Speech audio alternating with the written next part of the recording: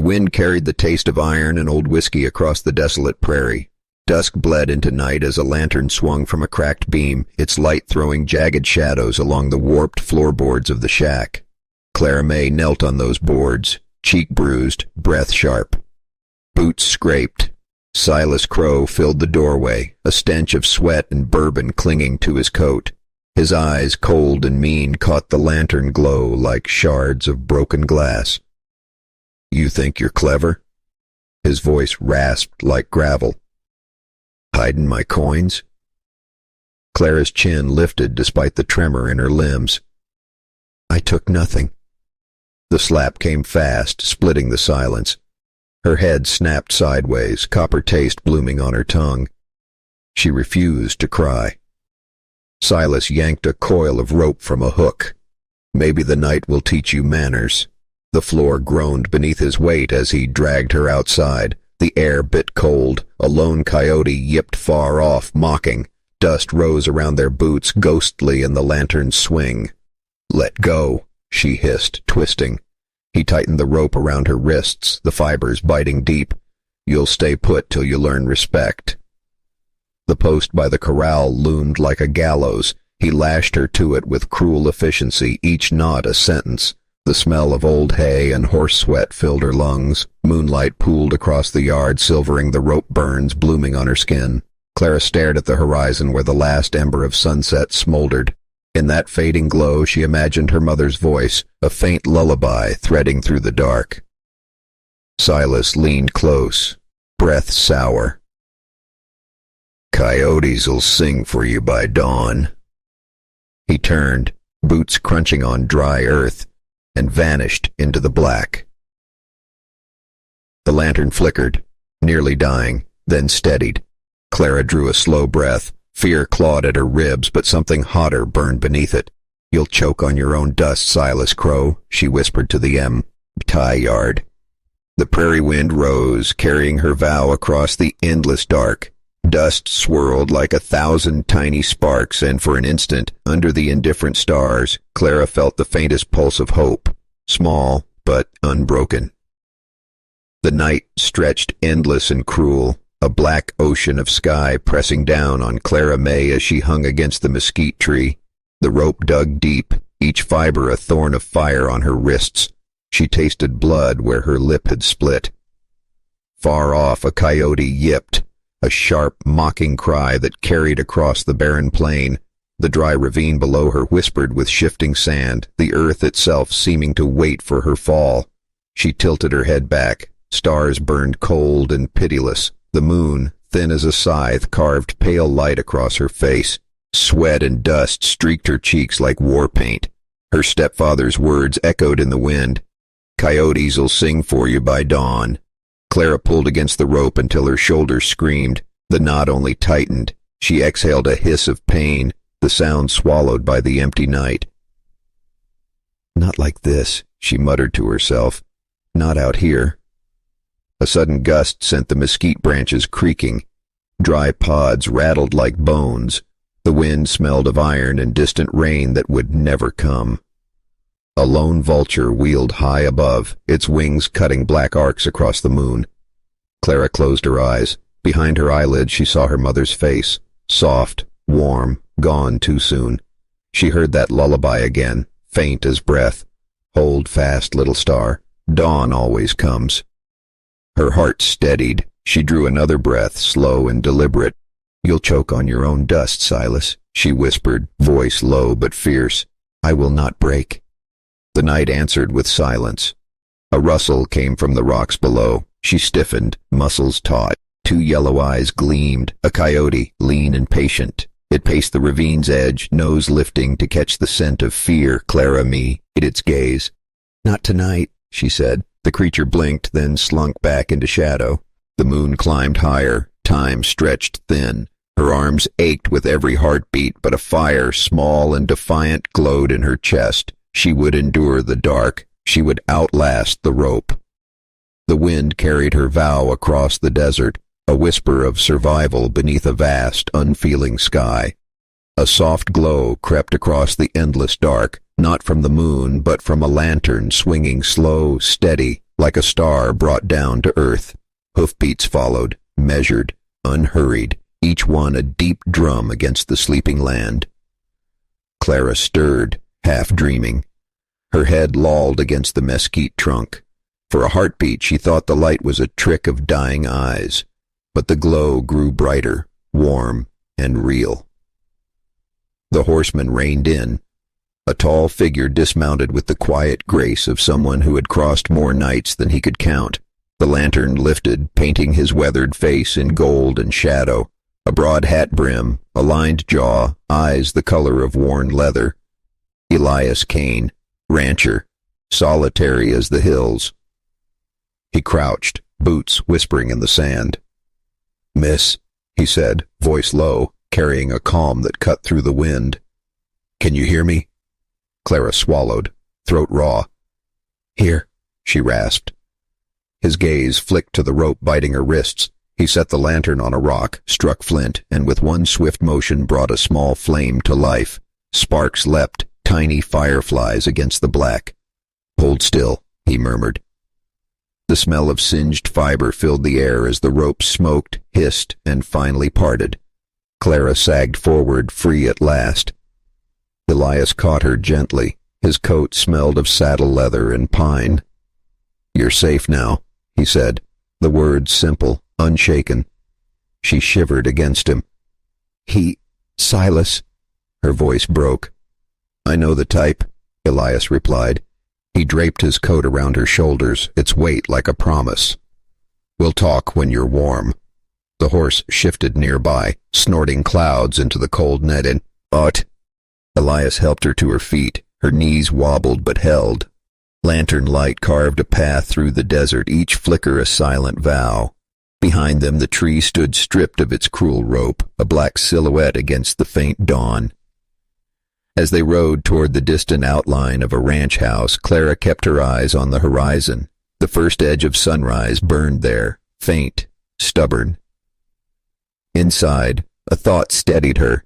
The night had tried to bury her, but she was not soil. She was spark, and sparks, given the smallest breath, could burn the world alive.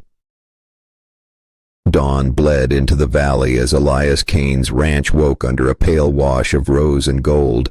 Clara sat near the hearth, wrapped in a wool blanket that smelled faintly of cedar smoke. The fire cracked low, each pop like a heartbeat in the quiet room. She held a tin cup of broth with trembling hands, the steam softening the bruises along her jaw. Outside, boots crunched on gravel. The horses in the corral shifted nervously. Elias stepped to the window, his rifle resting easy in the crook of his arm. "Someone's here," he said, voice even but edged. Clara rose, every muscle stiff from the night's ordeal. Through the wavering glass she saw a dark figure at the fence line, broad shoulders, a crooked hat. Silas Crow. He leaned on the rail as if the land belonged to him, a shadow carved from spite. The early sun caught the whiskey sheen in his eyes. Elias pushed open the door. The hinges groaned like old bones. He strode onto the porch, boots stirring dust. "You've got no claim here," he called. Silas spat into the dirt, a dark blot on the pale earth. "She's mine by blood," he said, voice dripping venom. "No law'll change that." Clara stepped into the doorway, blanket falling to her elbows. "I am not yours," she said, words steady despite the tremor in her chest. Silas's gaze snapped to her, sharp as a knife. "You'll regret this." Eli has shifted the rifle, casual but sure. "Not tonight," he replied. "Not ever again." For a long moment the only sound was the wind tugging at the porch boards and the slow creak of the corral gate. A hawk cried high overhead. Silas's mouth twisted. He took a step back, boots grinding grit. "This ain't over," he hissed. His eyes lingered on Clara, a promise of trouble before he turned and stalked into the rising sun. Elias stayed on the porch until the dust of Silas's departure settled. Then he lowered the rifle and looked at Clara. "He'll be back," he said quietly. "I know," she answered, fingers tightening around the blanket's edge. But inside her chest a flame kindled, small, fierce. The ranch smelled of smoke and safety, and for the first time in years she felt the strength to fight the darkness that followed her. By mid-morning the sky had turned a hard, cloudless blue, the kind that bleached the hills and left no place for secrets. Clara stood on the porch, the blanket traded for a plain cotton dress Elias had found in a cedar chest. The bruises on her wrists were purple bands, stark against the fabric. Hoofbeats approached from the east, steady, deliberate. Dust rose in a slow spiral as a rider came into view. The man sat tall in the saddle, a badge glinting on his chest like a fragment of sun. Elias stepped forward, one hand resting on the doorframe, the other near his rifle. "Sheriff," he called, voice even. Sheriff Adaris Holt dismounted with quiet authority. His coat was sun-faded, but his eyes were sharp as a hawk's. "Morning, Kane," he said, tipping his hat. His gaze settled on Clara, softening a fraction. "Ma'am."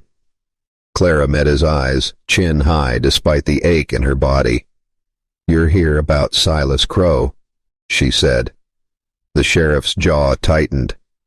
"Word travels quick when a man ties his kin to a tree and leaves her for dead." Clara drew a breath. The memories clawed at her throat, but she spoke, each word a stone laid in a path toward justice.